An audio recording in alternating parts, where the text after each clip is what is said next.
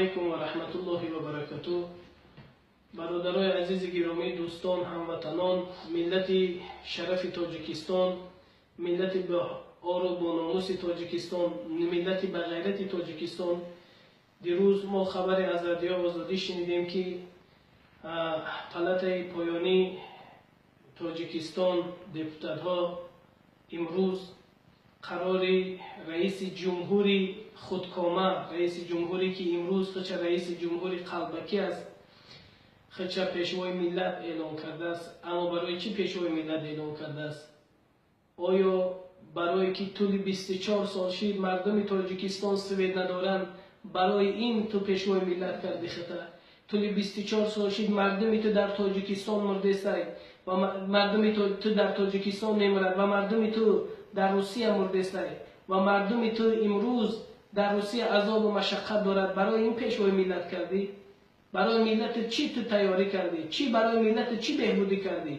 چی بهبودی دید از تو ملت تاجیک که امروز تو خودت پیشوای ملت کردی؟ امروز بچه‌های تاجیک یاش در روسیه میمونند، نابود میشوند، از گلو تا پیش ناف بریده میشود. همین از بهبودی برای ملت کردی که امروز پیشوای ملت کردی. پیشوای ملت زیب عمر علی قوت و خدا رحمت و مغفرتش کنه اون داشت. پیشوای ملت زیب سردار انجمن نیروهای سازنده تاجیکستان داداجان عطااللهیف، داداجان عطااللهیف زیبنده پیشوای ملت دارد، زیرا که برای ملت امروز کوشش ها دارد، برای ملت امروز حرکت های دارد. امروز ملت هم میخواد به بهبودی بیاره، امروز مردم تاجیکستان هم میگه به بهبودی بیارم.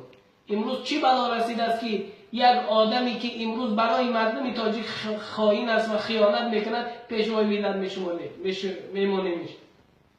این نشانه پیشوای ملتی نیست، این نشانه مغلوب کردن ملت است. مردم تاجیکستان به نابودی برده است.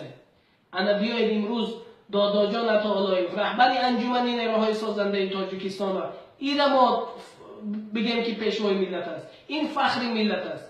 این برای یک سوم، برای دنیا، برای زیب دنیا ملت چه نمیفروشد، خود چه نمیفروشد. طول 25 سال شد داداجان عطااللهیف امروز حرکت دارد.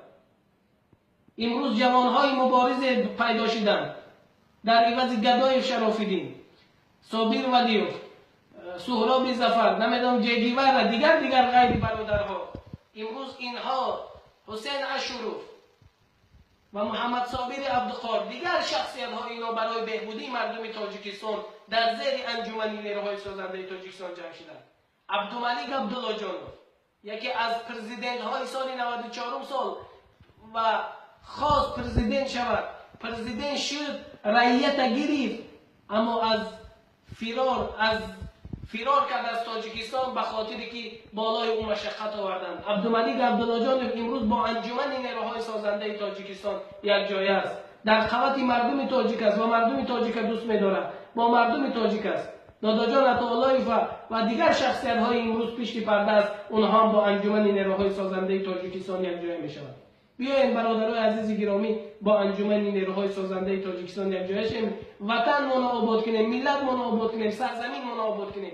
امروز سرزمین ما احتیاج به روشنفکرها دارد. امروز سرزمین ما، امروز جوانای ما باید تاجیکستانشان آباد کنند، وطنشان آباد کنند.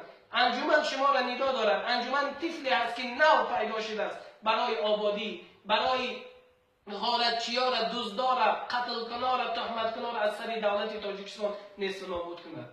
این است برادرای عزیز گرامی، درهای انجمن نیروهای سازنده تاجیکستان با سرداری داداجان عطااللهیف و عبدالملیک عبداللهجانوف و دیگر شخصیت ها برای شما خوی است. مرحمت. بیایید برادرای عزیز. السلام علیکم و رحمت الله و برکاته.